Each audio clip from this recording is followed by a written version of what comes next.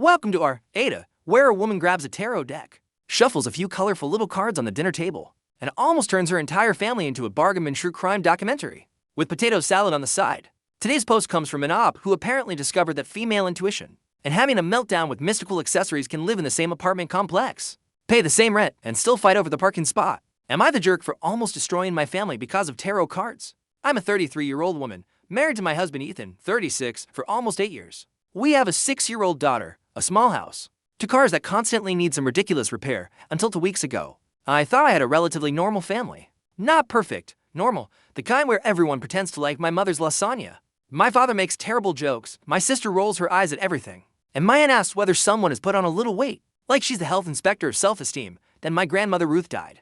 My grandmother was considered the weird one in the family. Not collects fridge magnets weird, but the kind of weird where she claims she could tell when someone was lying just by the way they held a spoon. She read tarot cards, wrote notes in notebooks, kept old receipts in shoeboxes, and once said at my cousin's birthday party that the house would collapse before the cake was cut. 3 minutes later, my aunt found out her husband was texting his Pilates instructor. So, yes, the family called her crazy, but always with a little fear underneath.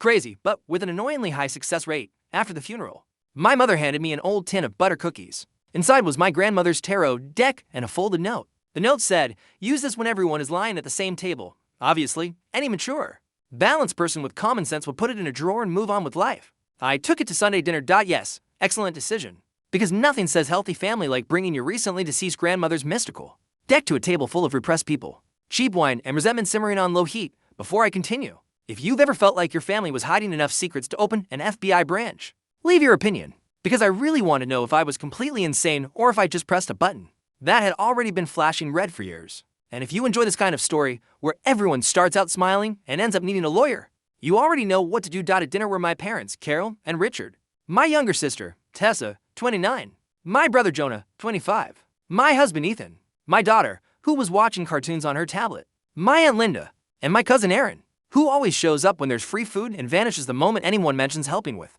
dishes. I didn't mean to do anything serious. I swear, the idea was just to show the deck, laugh a little, say, "Wow, Grandma was dramatic," and put it away. But my mother got weird when she saw the tin. My father asked why I had brought that garbage. My Aunt Linda immediately said tarot was the work of the devil, while pouring herself her 4th glass of wine. Because apparently the devil is only a problem when he comes printed on paper, not in a Cabernet. Tessa laughed and said, "Do a reading for me. I want to know if I'll get rich or die single." So I did. I'm not a tarot reader. I had read some things online, knew the basic meanings of a few cards, and improvised the rest like every person who has ever had to present a group project. Without reading the PDF, I pulled 3 cards for Tessa: the Moon, 7 of Swords, and 10 of Cups reversed. I joked that it looked like she was hiding something from the family, involving lies and a fake appearance of happiness. Everyone laughed, except Tessa. Tessa went pale, like unpaid bill pale. My brother Jonah said, "Damn, did it guess her secret divorce?"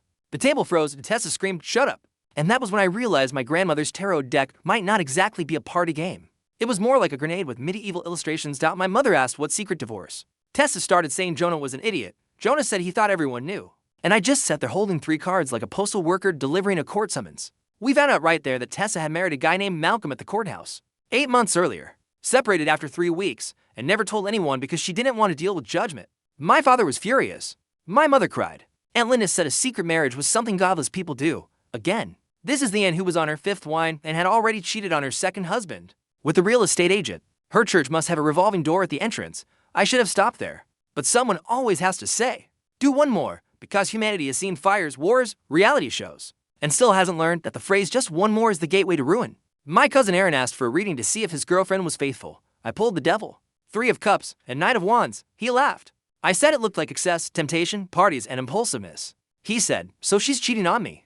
I said, "I don't know, Aaron. I'm your cousin with a deck of cards, not a tracking app." But my Aunt Linda, his mother, slapped the table and said, "I knew that girl was no good. The girlfriend wasn't even there to defend herself." So naturally everyone decided to judge her like a condo board meeting.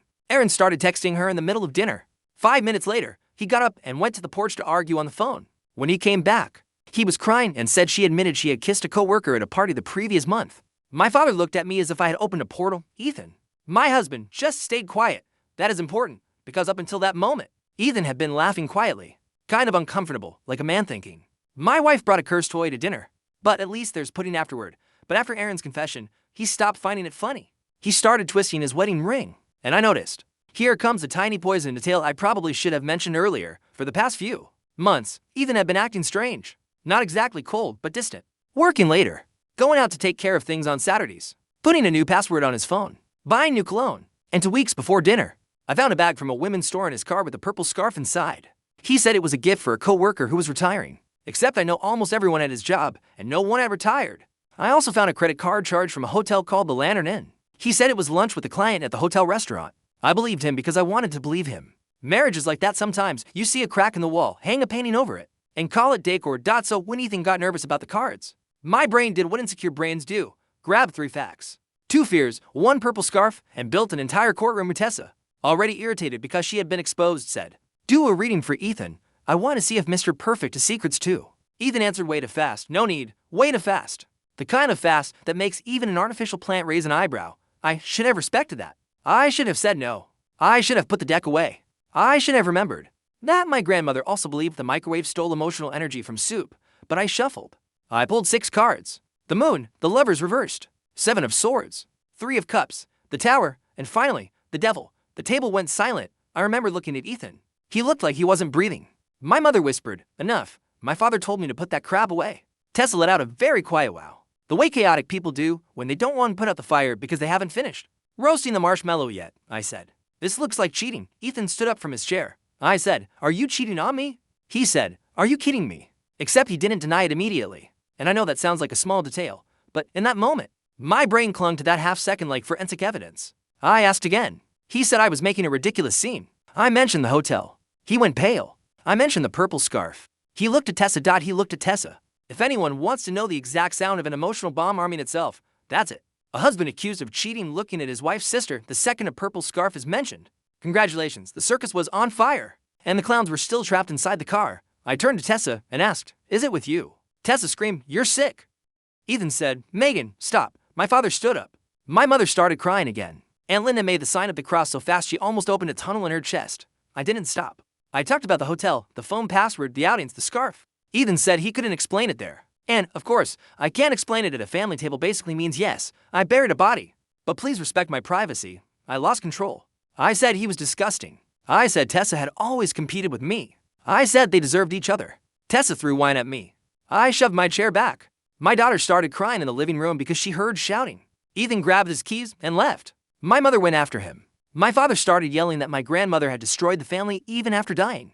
And maybe he was right. I posted on Reddit that night because Ethan didn't come home. Tessa blocked me. My mother said I had humiliated everyone. My father said I was forbidden from bringing witchcraft into his house ever again, as if the problem was the Deccan, not the fact that half the family reacted like criminals in an interrogation room. I want to know if I was the jerk for doing the reading and accusing my husband in front of the family. I know it sounds absurd to trust cards, but there were real signs before that. The cards just shoved everything in my face at once. Reddit comments. Comment 1 up. I'll say this kindly. A tarot card is not a private investigator. The moon does not take motel photos. The devil does not send screenshots. You took vague symbols and turned them into a public accusation. That was a terrible idea wrapped in purple velvet. Comment 2. Everyone here sounds like a closet full of skeletons. You just opened the door to heart and got hit in the forehead by a skull. Comment 3. You're not a jerk for being suspicious about the hotel and the scarf. You're a jerk for staging a spiritual courtroom episode at Sunday dinner while your daughter was in the living room. Comment 4. Your husband saying he couldn't explain it is suspicious? Yes. You accusing your sister of sleeping with him in front of your parents because of cards? Also yes. Congratulations, you unlocked the premium family chaos package. Comment 5. Your grandmother left a note saying use this when everyone is lying at the same table and you all just obeyed. My grandmother left notes saying not to eat mango with milk. I never turned that into a public hearing. The general verdict was, everyone sucks here. But I received a generous amount of buttholes. Some people said Ethan was suspicious.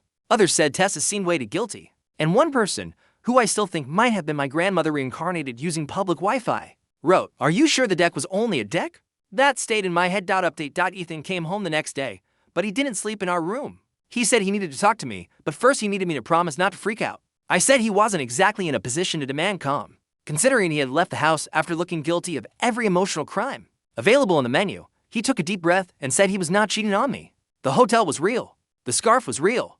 The outings were real. But they had nothing to do with Tessa as a lover. They had to do with my mother. At that moment, I thought, great, we went from cheating with my sister to cheating with my mother. What a wonderful evolution. The script really decided to drink bleach, but it wasn't that. Ethan told me my mother had been meeting with a lawyer at the hotel restaurant. She was thinking about separating from my father. Ethan knew because my mother asked him for help organizing financial documents. Since he works in accounting, the purple scarf was a gift from my mother because she had cried during one of the meetings and said she felt old, invisible, and ridiculous for thinking about starting over at 58. Ethan bought the scarf to give her as a kind gesture. Tessa knew because my mother had told her to. I went silent. Ethan said he couldn't explain it at the table because it wasn't his secret. My mother was planning to talk to me once she gathered the courage. And he looked at Tessa because Tessa knew about the separation.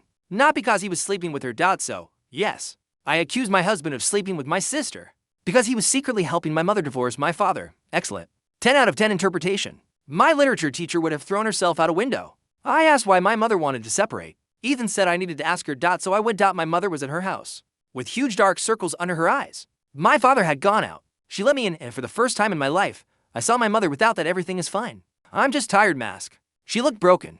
Not dramatic. Actually broken. Like someone had spent years folding the same sheet of paper until it tore along the creases. She said my father had another daughter. I laughed. Not because it was funny, but because my brain refused to accept any more information. It was like trying to shove one more suitcase into a trunk that already had a metaphorical corpse inside. My mother said she found out 6 months earlier. My father had an affair years ago with a woman named Vivian, and from that relationship came a girl named Claire. Now 17, my mother had suspected it for a long time, but only became sure when she found old bank transfers and archived messages. She confronted my father.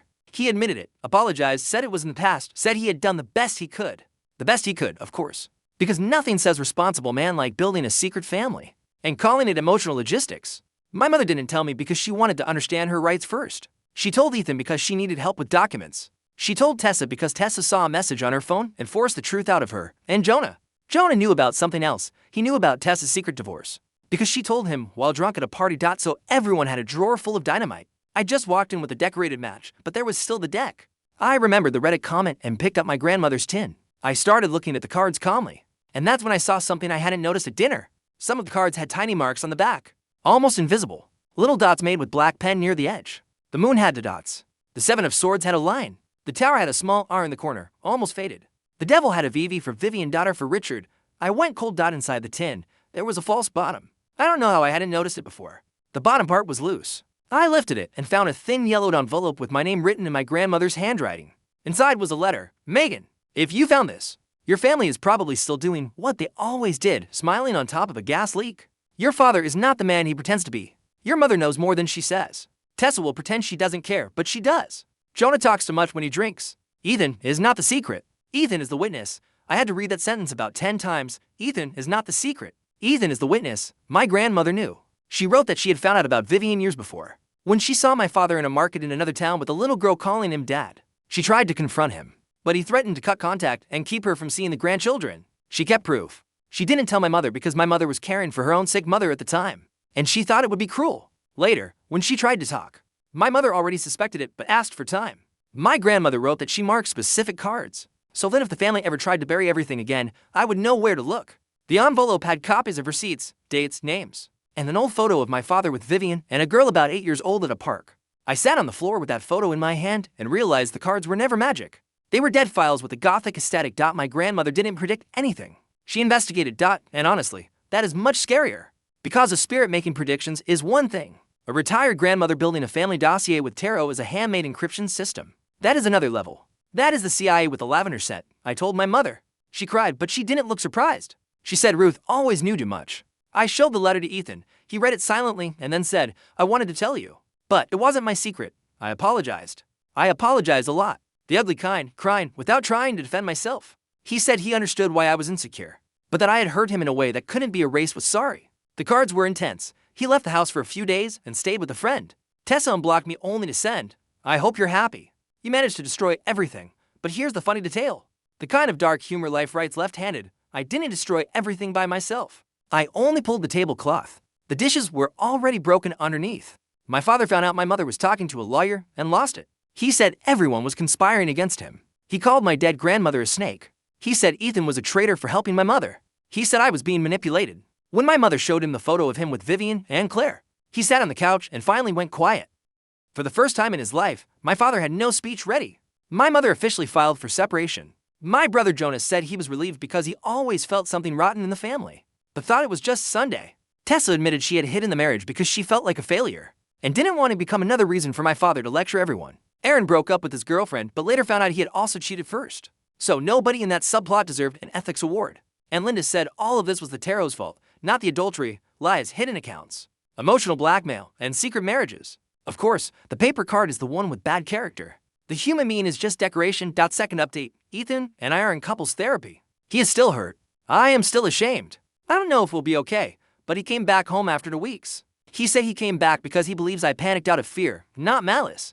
But that if I ever turn suspicion into a public spectacle again, he will leave and not come back. Fair. Painful, but fair. My daughter is okay. She only knows that the adults fought and that grandma and grandpa will live in different houses. I didn't tell her anything about cards, affairs, or a secret half-sister, because she is 6 and deserves a childhood, not a lifetime subscription to premium family trauma. As for Claire, my half-sister, my mother surprisingly wants to meet her. She said the girl is not to blame for being born inside my father's cowardice. I still don't know how I feel.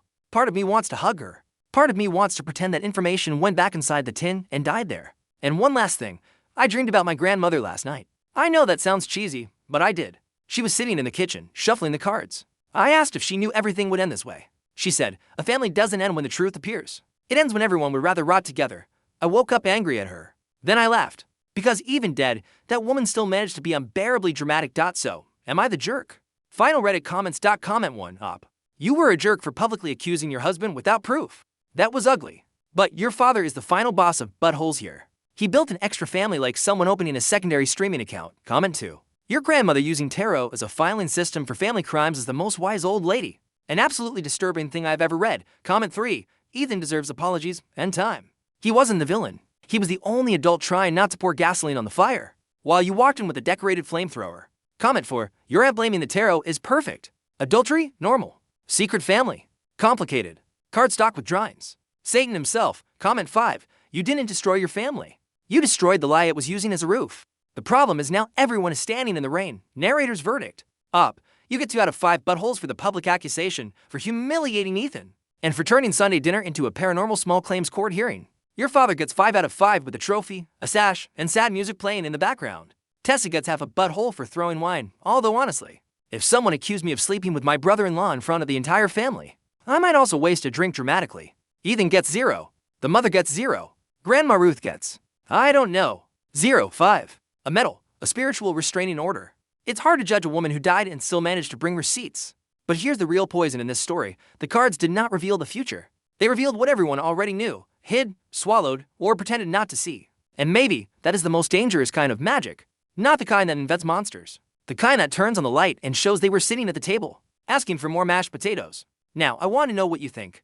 Did Up go too far by trusting the cards and blowing everything up in front of the family? Or was she just the necessary disaster that ripped the mask off everyone? Leave your opinion, because this isn't a family, it's a closet falling down a staircase. And if you enjoy stories where the truth walks through the door without wiping its feet, subscribe, smash that like button, and share it with someone who also loves watching family gossip turn into emotional forensics.